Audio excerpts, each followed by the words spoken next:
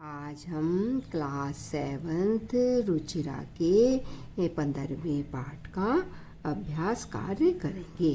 पहला अभ्यास है गीतम सस्वरम गायत, कि जो लालन गीत है उसको स्वस्वर गाइए। तो आप ही मेरे साथ गाइए। उदिते सूर्ये धरणी विहसति, पक्षी कुजति कमलम विकसति, नंदति मंदिरे उच्चैढका, सरितः सलिले सेलति नौका, पुष्पे पुष्पे नानारंगा, ते सुडयन्ते चित्रपतंगा, वृक्षे वृक्षे नूतनपत्रं, विविधैर्वर्णैः विभाति चित्रं, धेनु प्रातर्यच्छति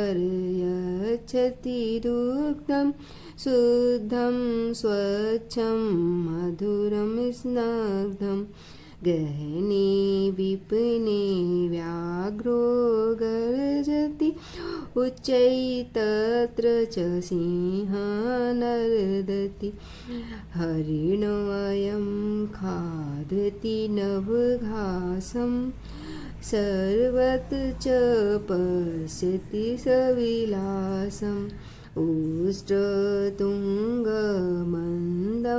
गच्छति, पृष्ठे प्रचुरं भारं निवहति, ओटकराजः क्षिप्रं धावति, धावनसमये किमपि न खादति, पश्यत् भल्लूकम् इमं करालं, नयति तथाथैकुरुतालम्। अगला अभ्यास है एक पदेन उत्तरत, एक पद में उत्तर दो। पहला प्रश्न है का विहसती, का मतलब कौन, विहसती हंसती है, कौन हंसती है। उत्तर होगा धरणी, की पृथ्वी हंसती है। दूसरा प्रश्न है किम विकसति, किम क्या विकसति खिलता है। उत्तर है कमलम, कमल खिलता है। अगला प्रश्न है व्याघ्रः कुत्र गर्जति, व्याघ्र बाघ कुत्र कहाँ गर्जति गरजता है। उत्तर है विपिने, ये जंगल में। अगला प्रश्न है हरिणः किम खादति, हिरन किम क्या खादति खाता है। उत्तर है नव घासम, नई घास को। मंदम क गच्छति, मंदम धीरे, क कौन गच्छति जाता है, धीरे कौन जाता है। उत्तर है उष्ट्रः ऊंट। अगला अभ्यास है रेखांकित पदानि आधृत्य प्रश्न निर्माणम कुरुत, जो रेखांकित पद हैं उनके आधार पर प्रश्नों का निर्माण करिए। तो पहला जो वाक्य दिया है सलिले नौका सेलति, सलिले जल में, नौका सेलति तैरती है।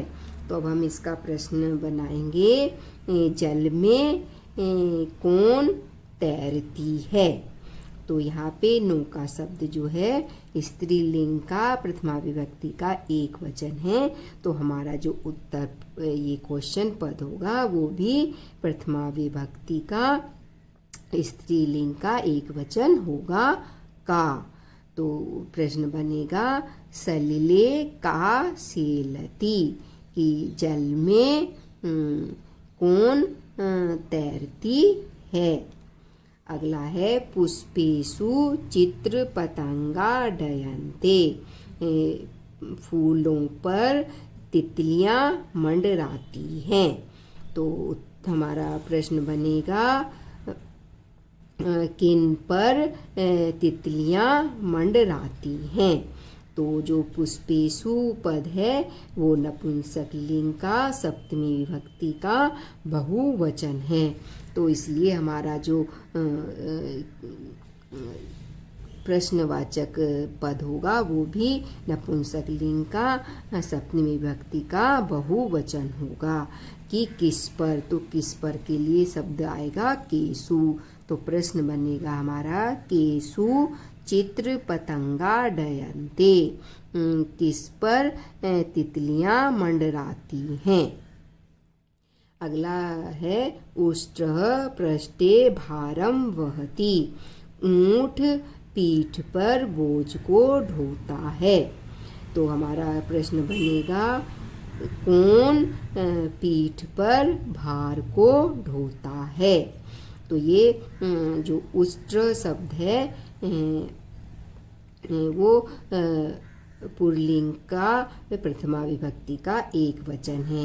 तो हमारा जो प्रश्नवाचक शब्द होगा कौन, वो भी पुल्लिंग का प्रथमा विभक्ति का एक वचन होगा। वो शब्द होगा क। तो हमारा प्रश्न बनेगा क पृष्ठे भारम वहति, कौन पीठ पर बोझ को ढोता है। अब अगला है धावन समये अश्वः किमपि न खादति। धावन समय, दौड़ते समय अश्व कुछ भी नहीं खाता है। तो प्रश्न बनेगा कब घोड़ा कुछ भी नहीं खाता है।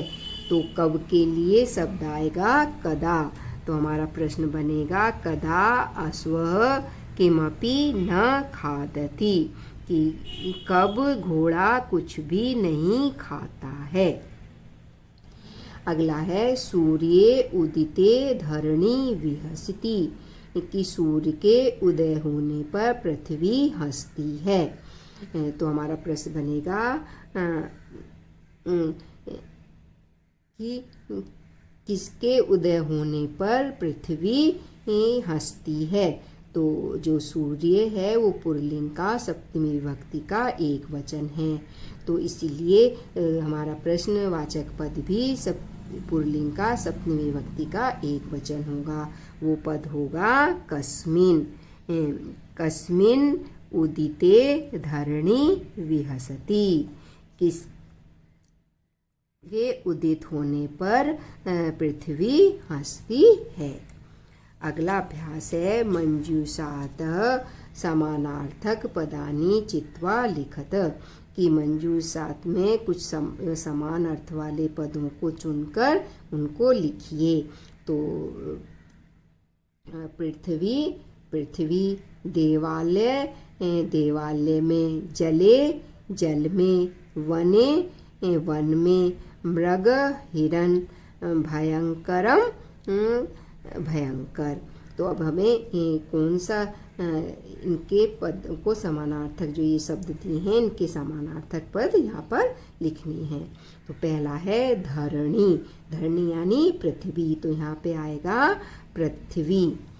दूसरा है करालम, तो करालम मतलब भयंकर, तो यहाँ पे आएगा समानार्थक पद भयंकरम। फिर है सलिले, सलिले मतलब जल, तो यहाँ आएगा जल, जले। विपिने जंगल यानी वने, हरिणः हिरण, मृगः, मंदिरे देवालये। अगला अभ्यास है विलोम पदानि मेलयत, कि ये जो विलोम पद ये शब्द दिए हैं इनके विलोम पद मेल करिए। पहला है मंदम, तो मंदम मतलब धीरे, तो इसका विलोम पद होगा सिप्रम यानी शीघ्र। अगला है नीचई, कि नीचे, तो इसका विलोम पद होगा उच्चई, कि ऊंचे। कठोर, कठोर, तो इसका विलोम पद होगा स्निग्धम यानी मुलायम। अगला है पुरातनम यानी पुराना, इसका विलोम पद होगा नूतनम नया। अपर्याप्तम, अपर्याप्त, तो इसका विलोम पद होगा पर्याप्तम, पर्याप्त। अगला अभ्यास है उचित कथनानाम समक्षम आम अनुचित कथनानाम समक्षम न इति लिखत, कि जो उचित कथन है उनके आगे आम और जो अनुचित गलत कथन है उनके आगे न लिखिए।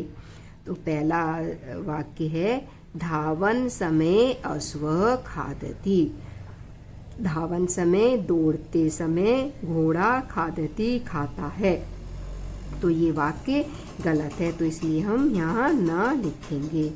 दूसरा वाक्य है उष्ट्रः पृष्ठे भारम न वहति, ऊंट पीठ पर भार को नहीं ढोता है, तो ये भी वाक्य गलत है, तो हम यहाँ पे न लिखेंगे। सिंह निश्चय क्रौसति, कि शेर जो है वो नीची आवाज में दहाड़ता है, तो ये भी गलत है क्योंकि वो तो जोर से दहाड़ता है, तो यहाँ पे भी हम ना लिखेंगे। अगला है पुष्पेषु चित्र पतंगा डयन्ते, यानी फूलों पर तितलियां मंडराती हैं, तो ये सही है, तो हम यहाँ आम लिखेंगे। वने व्याघ्र गर्जति, जंगल में व्याघ यानी बाघ गरजता है, तो ये भी सही है, तो हम यहाँ पे भी आम लिखेंगे। हरिणः नव घासम न खादति, हिरन नई घास को नहीं खाता है, तो वो तो खाता है, तो इसलिए ये गलत है, तो हम यहाँ न लिखेंगे। अगला अभ्यास है अधोलिखितानि पदानि निर्देशानुसारम परिवर्तयत, कि जो नीचे लिखे ये पद हैं उनको जो भी ये निर्देश दिए गए हैं उनमें यहाँ पे परिवर्तित करके लिखना है। तो उदाहरण दिया है चित्र पतंगः, तो इसको हमें प्रथमा विभक्ति का बहुवचन में लिखना है, तो वो पद होगा चित्र पतंगाः। फिर दूसरा पद है भल्लूकः, भल्लूक को हमें तृतीया विभक्ति के एक वचन में लिखना है, तो तृतीया विभक्ति का एक वचन का रूप होगा भल्लूका, भल्लूकेन। अगला पद है उष्ट्रः, उष्ट्र को हमें पंचमी के द्विवचन में लिखना है, तो द्विवचन का रूप, पंचमी द्विवचन का रूप होगा उष्ट्राभ्याम। अगला है हरिण, हरिण को हमें सप्तमी विभक्ति का बहुवचन में लिखना है, तो सप्तमी बहुवचन का रूप होगा हरिणेषु। फिर अगला पद है व्याघ्रः, व्याघ्र को लिखना है हमें द्वितीया एक वचन में, तो व्याघ्र का द्वितीया का एक वचन का रूप होगा व्याघ्रम। फिर लास्ट पद है घोटक राजः, को हमें संबोधन में के एक वचन में लिखना है, तो वो होगा हे घोटक राज और विस्मय का चिन्ह। अभी लास्ट अभ्यास है कि चित्रम दृष्ट्वा मंजूषात पदानि च प्रयुज्य वाक्यानि रचयत, कि जो चित्र दिया है इसको देखकर और जो ये वाक्य दिए हुए मंजूषा में उनको प्रयोग करके वाक्यों की रचना करिए। तो ये है, तो यहाँ पे सूर्य उदय हो रहा है, तो हम क्या पहला वाक्य बनाएंगे सूर्य उदेति, सूर्य उगता है। फिर ये दो आपके पद यूज हो गए, और फिर अगला हम बनाएंगे कि कमल खिलते हैं, कमलानि विकसंती, कि कमल खिल रहे हैं। फिर तो आपके ये विकसंती और ये कमलानी भी प्रयोग हो गया शब्दों का। अगला हम बनाएंगे खगा कुंजंती, कि जो पक्षी हैं वो कूज रहे हैं।